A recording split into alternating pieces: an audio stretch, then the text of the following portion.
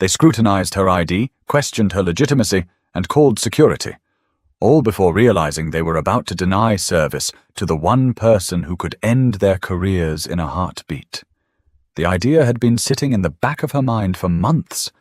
A quiet thought at first, easy to push aside. But the more she reflected on it, the more it gnawed at her. Danielle Grayson built Grayson Trust from the ground up, her bank, her legacy. She wasn't just a CEO sitting in a glass office overlooking a skyline. She had spent years ensuring that her institution was different, accessible, built on fairness. But was it really?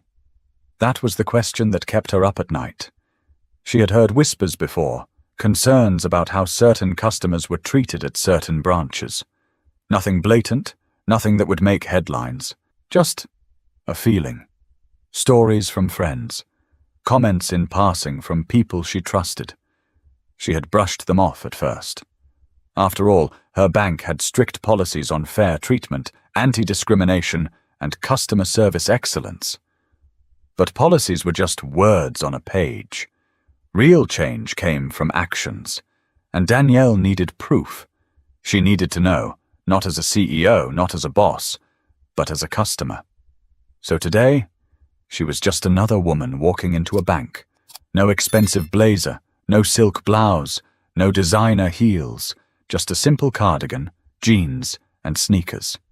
She pulled into the parking lot of a Grayson Trust branch in Indianapolis, Indiana, a location she had personally greenlit just 3 years ago. She had shaken hands with the branch manager at the ribbon cutting, posed for pictures, and given a speech about trust being the foundation of good banking. Now, she was walking in as a nobody. The automatic doors slid open, and the crisp scent of freshly printed paper and industrial-strength air freshener filled the lobby. She glanced around. It was a slow afternoon. A few customers stood in line, a couple sat in the waiting area, and a teller at the far end was balancing a cash drawer. Danielle adjusted her bag on her shoulder and stepped up to the counter. A young teller, mid-20s, pale complexion, dark hair pulled into a stiff ponytail, glanced up at her. No greeting, no smile, just a quick once-over before shifting her attention back to the screen in front of her. Danielle cleared her throat.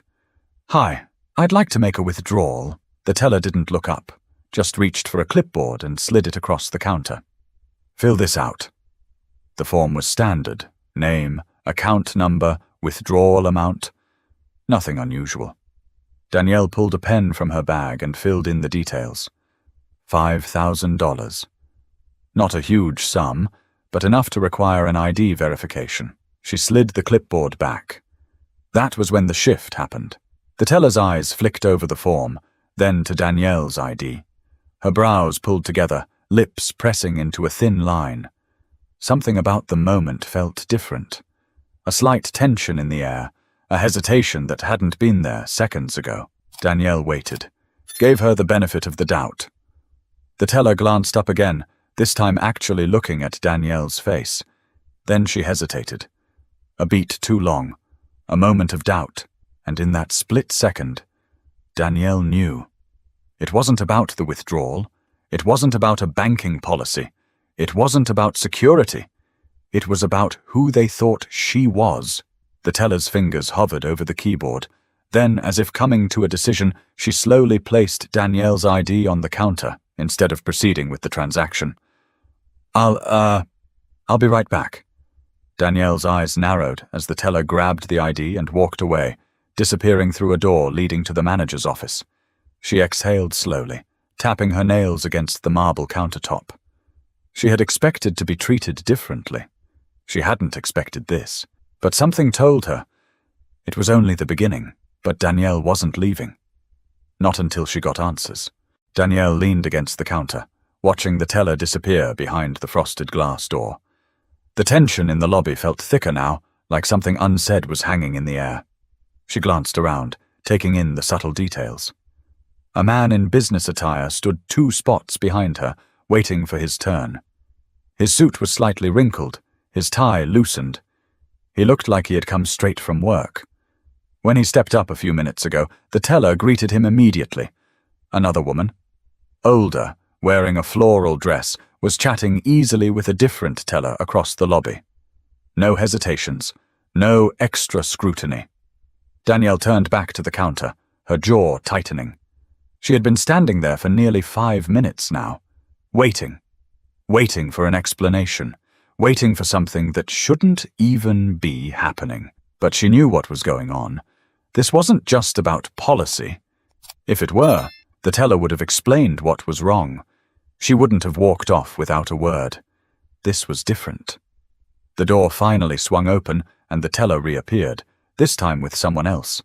A branch manager. Middle-aged, stocky build, bald with rimless glasses. His name tag read Todd Larson.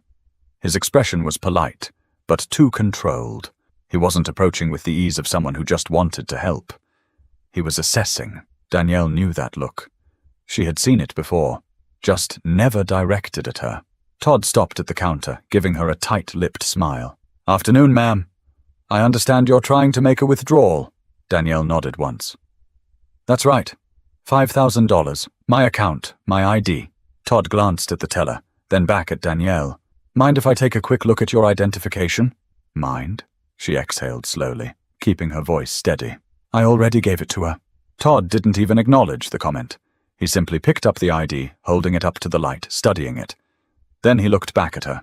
"Miss Grayson, is this your first time banking with us?" Danielle's stomach dropped. The question was so carefully phrased, but the meaning was clear. "Do you belong here?" Her tone sharpened. "I've banked here since this branch opened." Todd gave a slow, exaggerated nod, like he was processing the information. "And you said you're withdrawing $5,000? Danielle felt her patience thinning. "That's what I wrote down." The lobby had gone quieter. Not silent, but quieter. A few customers had glanced in her direction, probably noticing the shift in energy. Todd turned the ID over in his fingers.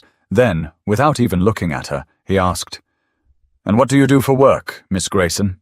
Danielle let out a short laugh, more out of disbelief than amusement. There it was.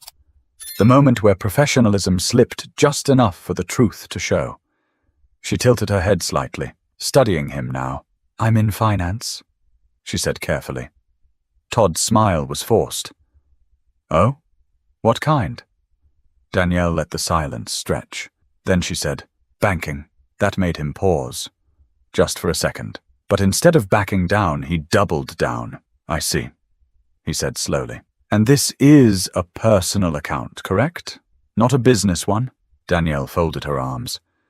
"That's what it says on the form." Another slow nod. Another glance at the teller. More hesitation. Then, as if coming to some invisible decision, Todd placed the ID back on the counter. "Unfortunately, we won't be able to process this withdrawal at this time."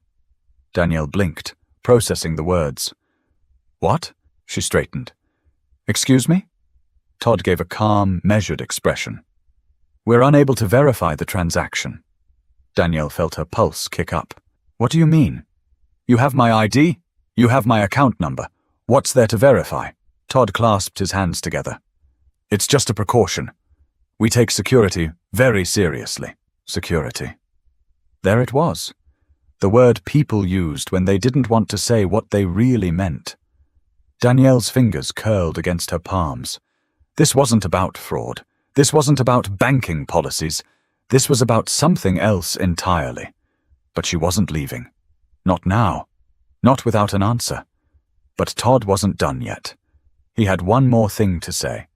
And when he did, Danielle knew this was about to go from bad to worse.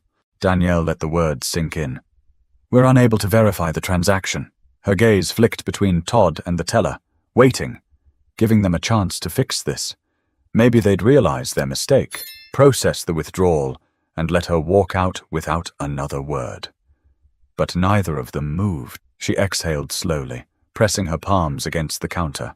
"Todd," she said, her voice calm but firm, "what exactly needs to be verified?" Todd kept his hands clasped in front of him, expression neutral. Too neutral. "Well, Miss Grayson, large cash withdrawals require additional security steps. We just need to confirm a few details before proceeding. Danielle arched a brow. Like what? Todd hesitated for a split second before responding. Just some basic account verification.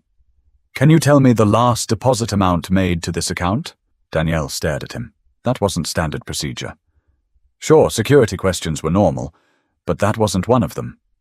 Not for a withdrawal with a valid ID. She could feel the weight of the moment pressing down on her. The unspoken challenge. Was this a test? A way to make her prove she had access to her own money? Her fingers curled against the marble countertop. I don't have that number memorized, she said evenly. But if you pull up my account, like you would for anyone else, you can see all my deposits. Todd gave her a thin smile. Of course. But in the interest of security, we need to make sure the account holder can confirm certain details first. Danielle's jaw tightened. I just gave you my ID. Todd didn't flinch. I understand. But you'd be surprised how often fraudulent IDs come through. Fraudulent. She took a slow breath through her nose. I'm not withdrawing millions. It's $5,000, a fraction of what I have in this account. I've already followed protocol. So let me ask again. What's the real issue here? Todd's expression didn't change. We're just doing our due diligence, Miss Grayson. Her patience was wearing thin. Todd, she said, her voice measured. If I were a man in a tailored suit, would you be asking me these questions? The words landed. A flicker of something crossed his face, too fast to catch. But it was there. A shift in posture. A subtle tightening around the eyes. Then, just as quickly, his mask of professionalism returned. This isn't about appearance, he said smoothly. It's about policy. Danielle let out a short, humorless laugh. Is that right? Todd tilted his head slightly, like he was considering his next words carefully. Would you like to try using a different form of verification? He offered. Perhaps a utility bill? A second form of ID? A utility bill? Danielle couldn't help it. She let out a disbelieving breath. You want me to provide a second form of ID? For my own bank account? Where you're currently holding my money? Todd didn't blink. Danielle shook her head, tapping her nails against the counter. Okay, let's do this another way. Pull up my account. Todd hesitated. You have my name, she continued. You have my ID. If you check my file, you'll see that I've been banking here since day one, that I helped open this branch, that I probably signed off on some of your training materials. Todd remained silent.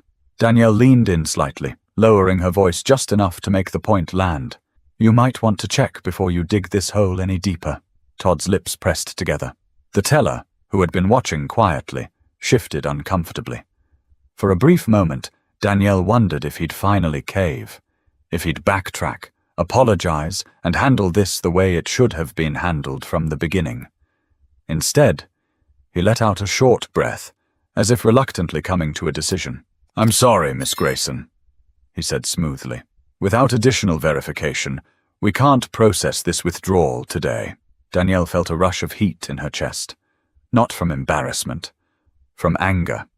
She could feel the eyes of customers nearby, subtle glances that flicked toward the exchange, sensing the tension but pretending not to notice. She could hear the measured politeness in Todd's voice, the kind that let her know he wasn't concerned about security at all. He had already decided she wasn't supposed to be here, and nothing she said was going to change that. But Todd had just made a critical mistake, because if he had simply processed the transaction, this would have ended here.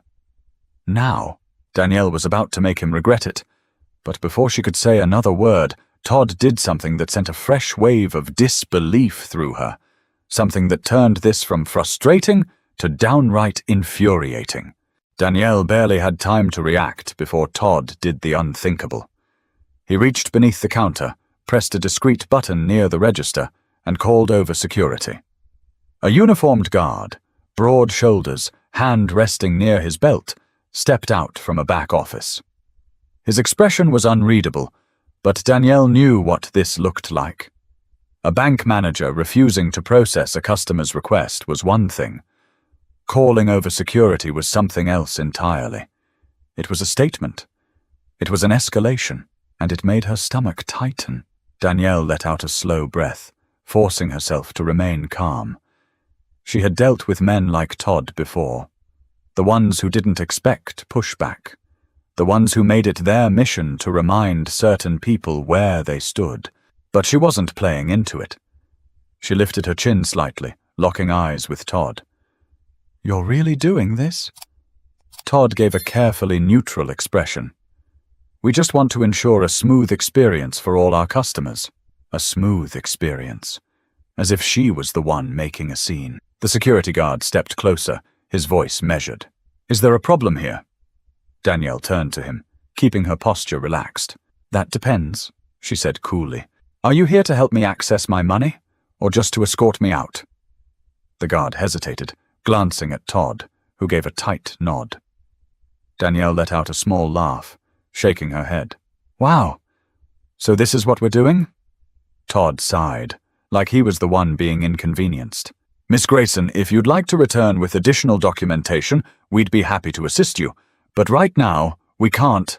Danielle cut him off. "You know what's funny, Todd? I watched you process that man's transaction 10 minutes ago. No extra verification, no manager intervention, no security." Todd's expression stiffened. She stepped closer to the counter, voice lowering. "I wonder what's different about me." The tension in the room shifted. The teller looked down, avoiding eye contact. The security guard shifted slightly on his feet, his stance less rigid now. Todd, however, stood firm. "I'm sorry you feel that way, Miss Grayson," he said, voice flat. "But our policies are in place for a reason." Danielle held his gaze for a long moment.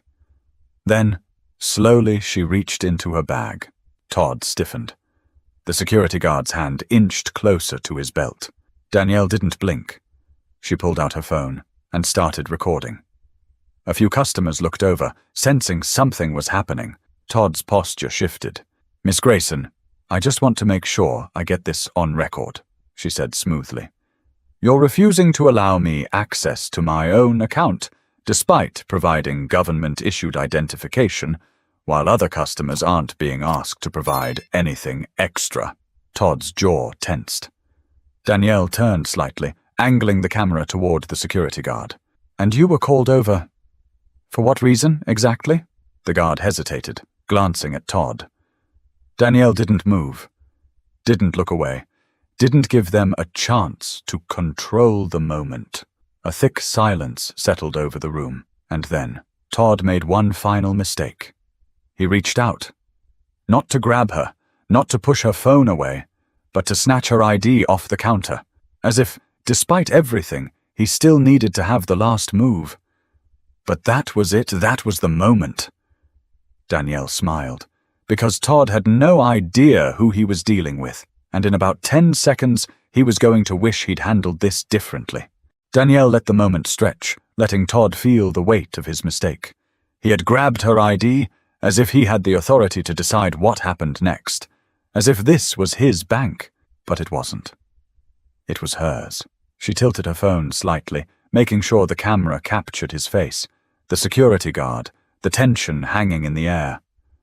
Then, in the calmest voice possible, she said, "Todd, let me introduce myself properly."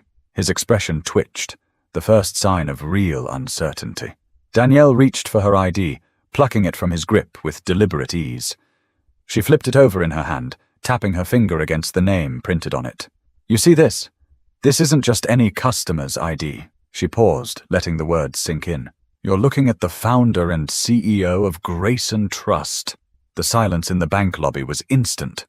The security guard's posture shifted. The teller's face drained of color. Even the customers lingering nearby, pretending not to eavesdrop, stiffened. Todd? For the first time since this whole interaction started, he lost control. His throat bobbed as he swallowed. His lips parted slightly, as if forming a sentence, but no words came out. Danielle took a slow step back, slipping her ID into her bag. "I built this bank," she continued, "from nothing. I signed the approval for this branch. I personally approved the hiring budget that got you this job." Todd's hands curled into fists. His entire demeanor had shifted. Gone was the forced politeness. What was left was pure panic. Danielle gave him a tight-lipped smile. And today, I walked in as just another customer, just to see what would happen. She tilted her head slightly. You know what happened, Todd? He didn't answer. Couldn't. Danielle let her voice lower just a notch. I was refused service, lied to, humiliated, and treated like I didn't belong. Todd finally blinked, his mouth opening. Miss Grayson, Danielle held up a hand. No, you had your chance to speak. Now you listen. She turned slightly, making sure everyone in the lobby could hear her next words. If I were standing here in a tailored suit, if I were a man, if I looked like what you expect a CEO to look like, you and I wouldn't be having this conversation. Todd's eyes darted to the security guard, as if looking for help. The guard said nothing. The teller? She was staring down at her register, looking like she wanted to disappear. Danielle took a slow breath, pulling her phone back up. Todd, I have a question for you, she said deadpan. Would you like me to send this footage directly to corporate, or should I just handle this right now? Todd visibly paled. His mouth opened and closed twice before he finally found his voice. Miss Grayson, I sincerely apologize. This was just a misunderstanding. Danielle arched a brow. A misunderstanding? He nodded quickly. Yes, absolutely. I can process that withdrawal right away. Danielle let that sit in the air for a second. Then, finally, she let out a soft laugh. Todd, she said, shaking her head. You and I both know it's too late for that. Todd's face was ashen, because he knew she was right. And what came next? That was up to her. But one thing was certain. His day was about to get a lot worse. Todd's face had lost every ounce of confidence. The smooth, polished manager who had so casually dismissed her 5 minutes ago now stood rigid, hands gripping the counter as if it were the only thing keeping him upright. The security guard, who had been called over to handle her, now shifted awkwardly, eyes darting between Todd and Danielle, as if silently asking, Am I still supposed to be here? Danielle exhaled slowly, tapping her nails against the counter. Let me make sure I understand, Todd, she said, her voice measured. Just a few minutes ago, my ID wasn't enough. My name wasn't enough. My account history wasn't enough. You needed more proof. You needed additional verification. And now that you know who I am, she let the pause linger, watching him squirm. Suddenly, all of that doesn't matter anymore. Todd swallowed, his Adam's apple bobbing. Miss Grayson, I sincerely regret how this situation unfolded. I can assure you this was not intentional. Danielle let out a humorless laugh. Not intentional? She repeated. Todd, do you think I'm stupid? His eyes widened slightly, but he stayed silent. You knew exactly what you were doing, she continued, voice calm but sharp. You looked at me, and in your mind you already decided I wasn't supposed to be here. You put up every roadblock you could to make sure I knew it. Todd shook his head quickly. Miss Grayson, I assure you, that's not what happened. Danielle held up a hand, cutting him off. No, she said, her voice like steel. I don't want to hear any more rehearsed apologies, because let's be clear, you're not sorry for what you did. You're sorry you got caught. Todd's jaw tightened. The customers in the lobby were no longer pretending not to listen. The air felt charged, the weight of the moment sinking into everyone standing nearby. The teller who had started this whole mess stood frozen, staring at the register, refusing to look up. Danielle turned toward the security guard.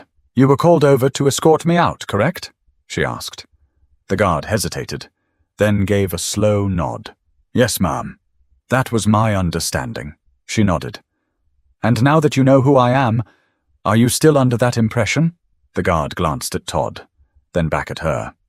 His stance shifted slightly. No, ma'am. I was just following instructions.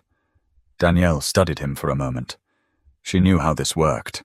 Todd would try to pass the blame onto everyone else, pretend this was just an overreaction, try to make this go away, but this wasn't going away. Danielle reached for her bag and pulled out a business card. Here's what's going to happen, she said, sliding it across the counter toward Todd. You're going to call my office. You're going to schedule a meeting with corporate, and you're going to explain in detail why this happened today. Todd's fingers trembled slightly as he picked up the card. Of course, Miss Grayson. Absolutely. Danielle turned to the security guard. I appreciate you stepping in when called, she said evenly. But I'd advise you to be more careful about which situations actually require your involvement. If a customer isn't being disruptive, the first step shouldn't be intimidation. The guard gave a small nod. Understood, ma'am. She turned to the teller, who was still pretending not to exist. You, Danielle said, voice calm but firm. The young woman flinched. Danielle leaned slightly over the counter. You saw my ID? You had my account information, and you still decided that I wasn't worth listening to. The teller finally looked up, eyes wide. I was just following protocol, ma'am. Then maybe you need to ask yourself why protocol only seems to apply to people like me. The teller swallowed hard, looking away. Danielle took one last look around the branch. Every customer in the room was watching. Every employee had heard. This wasn't about a withdrawal anymore. This was about something bigger. Danielle straightened her shoulders. She had made her point, but she wasn't done. Because now, she was going to make sure this never happened again. Danielle stepped away from the counter, her heels clicking against the polished tile as she made her way toward the exit.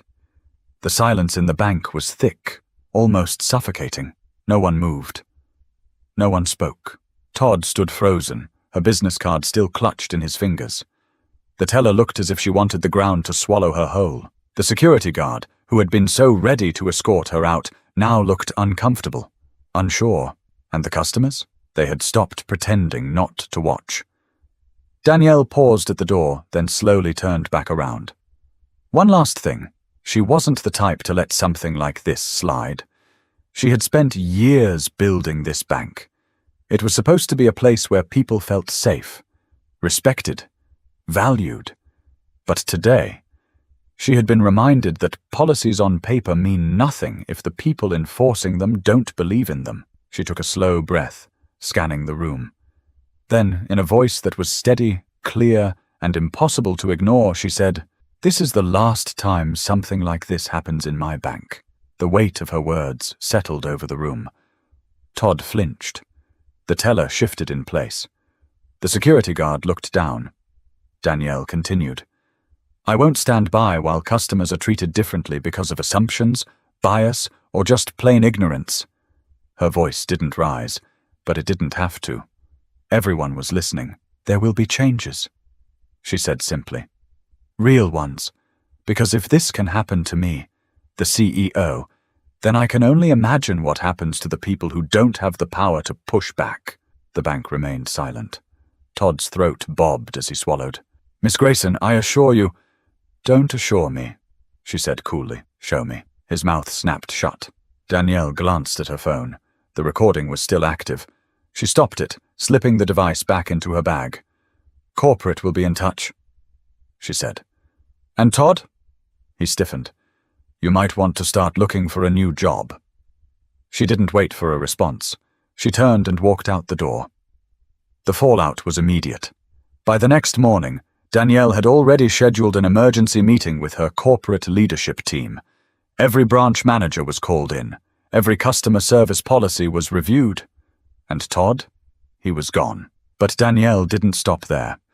She implemented mandatory bias training across all branches, introduced a new accountability system, encouraged customers to report any instances of discrimination, no matter how subtle. Within weeks, Grayson Trust saw a shift. Employees were more aware. Customers, especially those who had been ignored or brushed off in the past, began to notice the difference. And Danielle? She never forgot that day in the bank. Because it was proof of something she had always known. Real change doesn't happen because of words on a page. It happens because someone refuses to accept the way things are. And today that someone was her. If you've ever been in a situation like this, or know someone who has, don't stay silent. Speak up. Call it out. And most importantly, demand change. Because the only way things get better is when we refuse to accept anything less.